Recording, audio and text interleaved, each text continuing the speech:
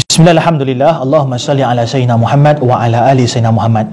Ini adalah mesej kecemasan daripada bumi Gaza, Palestin kepada semua yang memahami tutur kata saya, baik anda berada di Malaysia, Brunei Darussalam, Indonesia ataupun Singapura dan seluruh orang-orang di dunia ini. Sahabat-sahabat, bermula dengan sebuah artikel ditulis oleh David Hughes, seorang jurnalis daripada Middle East Eye yang telah dipetik oleh Al Jazeera tentang keadaan COVID-19 yang berada di Palestin, Gaza. David Hughes mengatakan bahawa di Gaza hanya ada 40 ward ICU yang beroperasi, sedangkan sekarang sahabat-sahabat di Gaza ada 10 orang yang berhadapan dengan penyakit COVID-19 dan di Palestin ada seramai 110 orang. Yang lebih memarahkan lagi, keadaan apabila orang-orang Palestin ini bersama-sama berkongsi dengan orang-orang Israel ataupun Yahudi. Israel dan juga Yahudi sekarang ini mereka berhadapan dengan penyakit ini lebih banyak. 1000 orang yang dijangkiti dengan penyakit ini.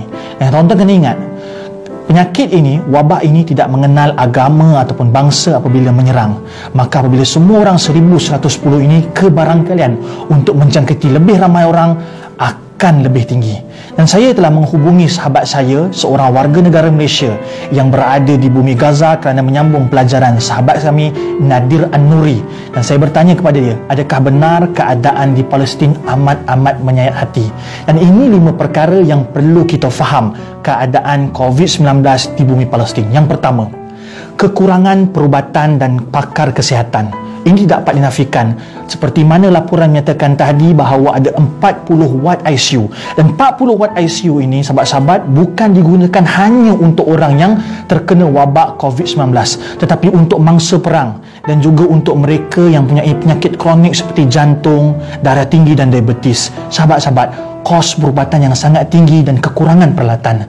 Bayangkan negara Malaysia yang mempunyai ekonomi yang kuat dan juga mempunyai peralatan kesihatan yang ampuh juga tidak dapat menampung kesihatan rakyat Malaysia. Bayangkan mereka di sana dengan kerajaan yang lemah, dengan banyaknya musuh, mereka sangat-sangat kritikal dan memerlukan bantuan kita. Maka kita harapkan ada bantuan daripada PBB, ada bantuan daripada kerajaan kita, ada bantuan daripada kita semua untuk mereka dapat bantuan 5 perkara ini. Yang pertama, berkaitan dengan peralatan kesihatan. Yang kedua, Nadir An-Nuri beritahu pada kami bukan sahaja isu perubatan dan kesihatan, tetapi impak daripada COVID-19, isu kebuluran. Seperti mana kita tahu, kita yang sedang duduk dalam PKP, duduk dalam kuarantin ni pun kita rasa azabnya apabila tak boleh makan makanan yang enak dan sedap. Sedangkan mereka tidak bercerita tentang makanan yang lazat, tapi mereka bercerita bagaimana untuk survival, bagaimana untuk mereka cukup makan untuk hari esok. Dan ada 2000 orang yang sekarang sedang diisolasi, sedang dikuarantinkan oleh Kementerian Kesihatan Palestin sebab mereka ini kemungkinan adalah pembawa COVID-19. Dan daripada 2000 orang ini, mereka ada 2000 keluarga. Dan 2000 keluarga tidak mendapat makan kerana ketua keluarga mereka berada dalam isolasi.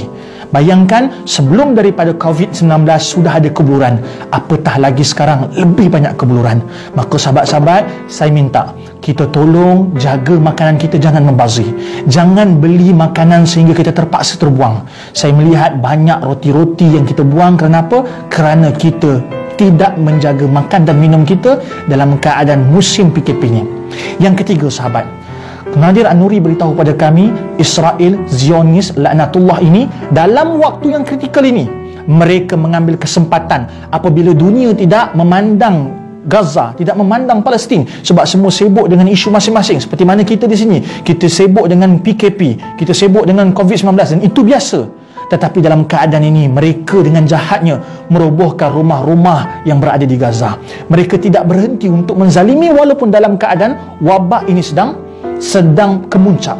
Jadi sahabat-sahabat, saya minta untuk kita semua ambil langkah. Apakah langkah yang kita nak? Yang keempat, tolong share video ini, tularkan video ini, viralkan video ini supaya semua orang mendapat mesej ini. Supaya apabila semua orang dapat mesej ini, kita dapat bersolidariti untuk saudara kita yang berada dalam kesusahan. Kesusahan kerana perubatan, kesusahan kerana kebuluran dan kesusahan kerana dizalimi oleh orang-orang yang membenci mereka, yakni Zionis.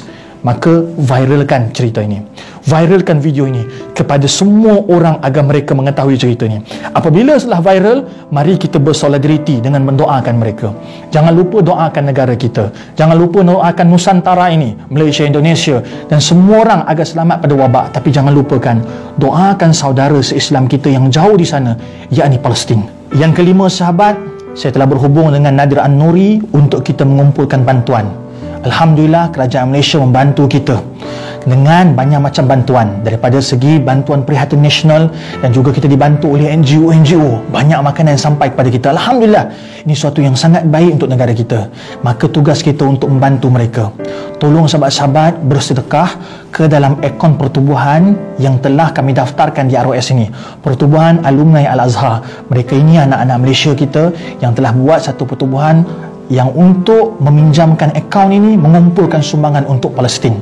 Dan jika genap RM100,000, kita akan transfer duit ini ke akaun sahabat kita Nadir An-Nuri. Semoga duit ini boleh digunakan untuk perubatan, digunakan untuk kebuluran dan digunakan untuk mangsa-mangsa perang. Sahabat-sahabat, kita tak minta banyak. Jika ada RM10, RM10.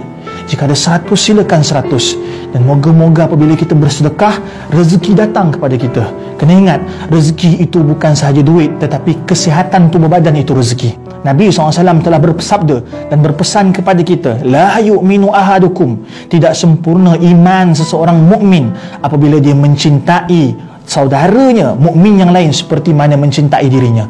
Maka inilah waktu di mana untuk kita tunjukkan bahawa kita ini sempurna iman.